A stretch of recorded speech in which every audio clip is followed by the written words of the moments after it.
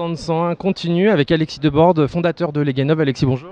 Bonjour Brice. Alors, première question, déjà, alors la notion de service a beaucoup évolué du fait de l'intervention de LegalTech sur le marché du droit. Quelles sont les notions marketing qui sont maintenant au cœur de la profession, des professions juridiques?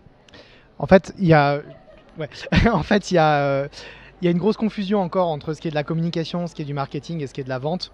D'une manière générale, qu'est-ce qui a changé avec l'arrivée de ces startups du droit et de tout le reste? On a en fait un ensemble de... On a d'abord en fait le premier truc, c'est que les avocats doivent apprendre à faire des choix et des choix sur leur segment client. Donc ça, c'est assez nouveau. Jusqu'à présent, on avait beaucoup d'avocats qui se disaient un petit peu experts de plein de choses, mais qui n'avaient pas compris qu'en fait, avant tout, ce qu'il fallait, c'était vendre à un segment client très précis. Donc pour ça, il faut faire des choix. Donc là-dessus, il y avait un premier blocage. Deuxième blocage qui est en train d'être levé, c'est de passer de l'expression d'expertise à l'expression de solution pour les clients. Donc là, on est vraiment au cœur du marketing. C'est comment je vais vendre une solution avec un langage tourné vers la solution client et pas seulement sur un langage expert. Donc ça, voilà. Et puis après, le troisième point, c'est vraiment de changer d'état d'esprit. Et là, pour le coup, on touche à la vente. C'est-à-dire qu'on doit être capable de se dire et d'adopter un état d'esprit de vendeur. Et ça, c'est encore assez contre-naturel chez les professionnels du droit, avocats, huissiers, notaires, se dire on va devoir aller chasser un prospect, aller lui parler, se vendre. Et ça, c'est des choses qui sont encore assez contre-naturelles pour eux, mais qui sont en train de bouger.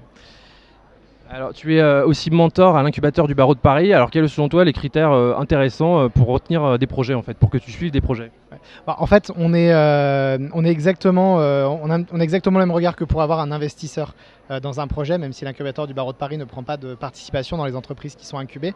Mais en fait, qu'est-ce qu'on regarde? On regarde l'équipe. Est-ce que l'équipe est mixte? Est-ce que les talents qui sont dans cette équipe vont se compléter? Et puis, on va essayer de tester un petit peu leur résilience. Est-ce qu'ils vont être capables de s'adapter? Parce qu'on part sur un projet entrepreneurial. Donc, c'est extrêmement important pour eux d'être capables de s'adapter à leur environnement, parfois de pivoter par rapport à leur idée initiale. Donc ça, c'est les choses qu'on regarde. Et puis après, en dernier lieu, on va aussi les challenger sur la problématique, bien entendu, à laquelle ils s'attaquent. Est-ce que c'est un problème qui est suffisamment gros? Est-ce qu'il y a un marché en face?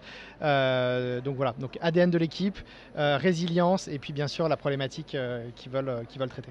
Alors, il y a 2 ans, tu as contribué à une définition de la Legal Tech.